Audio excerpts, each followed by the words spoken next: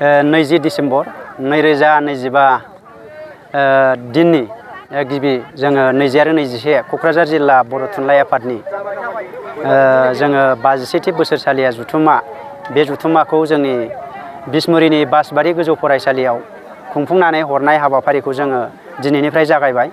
दा बे जागायनाय हाबाफारियाव जोङो फुंनिफ्राय जोङो गाहाय दरखं मोखांखौ बेखेवबाय आरो जोङो बे मेन पेन्डेल जेराव जोङो सावरायगोन बेखौ बेखेवनाय जाबाय आरो जामुंसालि बेखेवदों। बेनिफ्राय जोङो थान्दै बादा बेखेवदों, आलासि जिरायग्रा बेखेवनाय जाबाय। दा बेवहाय दिनैनि बे 20 अक्ट'आव जे जानो गोनां बे सावराय जुथुमाव जोंहा दुलाराय बर' फरायसा आफादनि लेङाइ आफादगिरि सार खोरोमदाव औवारि बिथाङा बाहागो लाफैगोन आरो बे हाबाफारियावनो जोङो माखासे सावरायमेल लानाय जादों। बादायारि मुगायाव सोलोंथाइखौ संदाननायनि गोनांथि, बेफोरखौ जोङो सावरायनाय जागोन।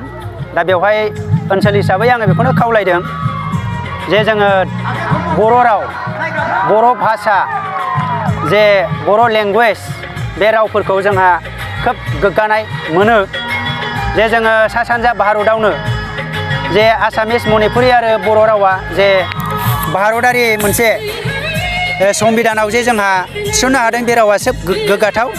बेखायनो बे जोंनि बर' थुनलाइ आफादखौ मोजाङै मोजां जाफुंसार होनायाव मदद होनो थाखाय आङो जोंनि ओनसोलनि मेलेमजिबि आरो बुद्धिजिबि रायजो राजा, गोजौ फरायसालि, गेजेर फरायसालिनि गासै फोरोंगिरिफोर आरो बे फरायसालिनि जे सामलाय आफादनि जे बिबानगिरिफोरखौ गासिखौबो लेंहरनायलाय नोंथांमोनहा रायजो राजा लोब लोब फैनानै दिनै आरो गाबोननि बे हाबाफारियाव मोजाङै मोजां बाहागो लाफैनो थाखाय आङो आखाइ खबजबै खावलायहरनाय जाबाय। बानजाय आफादनि जानानै आङो बेखौनो खावलायो जे दिनैनि बे जागायजेननाय 20 आरो गाबोन 21 बे अक्ट'खालि गासै नोंथांमोना गासै जिल्लानि सिङाव थानाय गुदि आफादनि बिबानगिरिफ्रा फैनानै मोजाङै मोजां बाहागो लाफैयो। आं बेखौनो बानजाय आफादनि मासिगिरि हिसाबै खावलायनाय जाबाय।